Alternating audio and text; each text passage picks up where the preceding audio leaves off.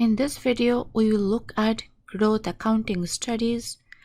After that, we look at a healthy climate for economic growth. And lastly, look at convergence of economic growth across countries. Growth accounting studies for the US economy tells us technology is the most important contributor to US economic growth compared to human capital and physical capital. But all of these factors needs to be present for achieving economic growth. Now let's look at some healthy climates for economic growth.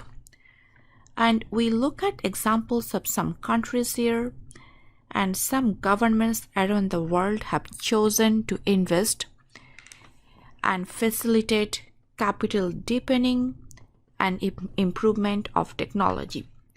The first one is in education.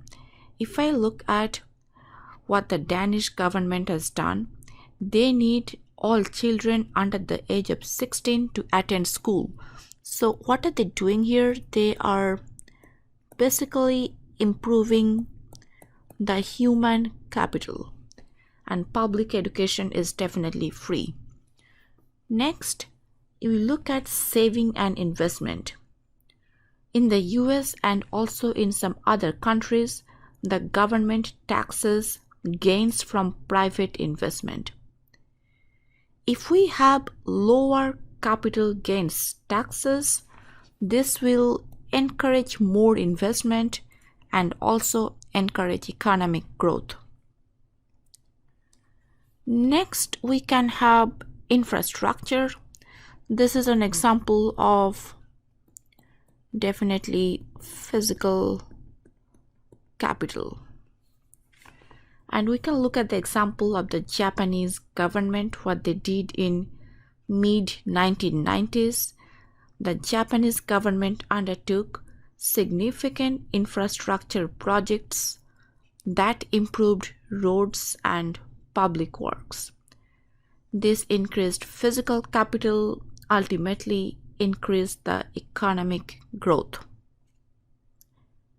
We can look into special economic zones, and these are areas of a country usually with access to a port, and the government is not really taxing trade at those points. Lastly, we can look at scientific research. And the Austrian government is supporting scientific research and technical training that helps to create and spread new technologies. So this one has to do with technology. This one also has to do with human capital, undertake more scientific research, and that government is providing some kind of subsidy so that people are more encouraged to undertake scientific research. Alright, next we look at economic convergence. Convergence is the pattern in which economies with low per capita income grows faster than economies with high per capita income.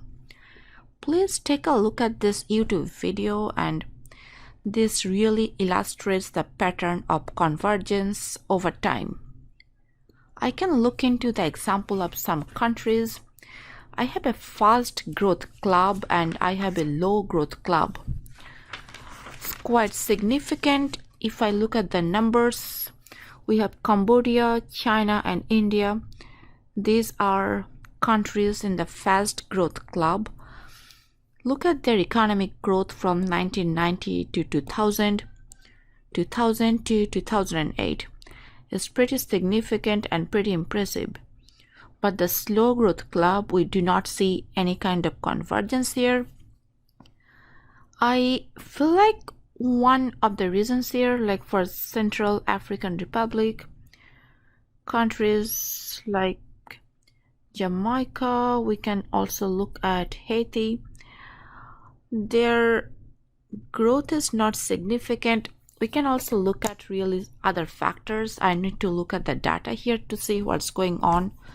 For some countries, probably we have growth in real gross domestic product, but growth in population might exceed the growth in real gross domestic product for some of these countries. And we have this overview here. Looks like some of the middle income countries are exceeding in growth than the high income countries, and also some of the low income countries, if we compare the growth with respect to the high income countries, the growth is really greater than the high income countries. And just to let you know, in the high income countries category, we have US, you have United Kingdom, we also have Germany and some of the developed world. Quite interesting with this convergence examples is the idea how the low income countries that was low income even quite a decades back, how are they catching up with US and the high income countries.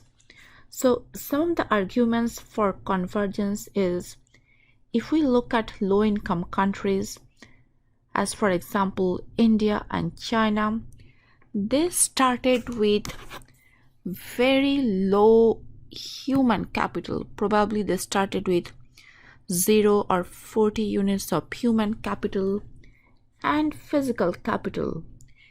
Any increase in physical capital as well as increase in human capital, like if we have increase from 0 to 80 here, this will lead to a significant increase in real gross domestic product. So I'm gonna go and look into the reasons for convergence here. It's like their marginal returns are high. If I look at some of these low income countries, they have really large marginal returns.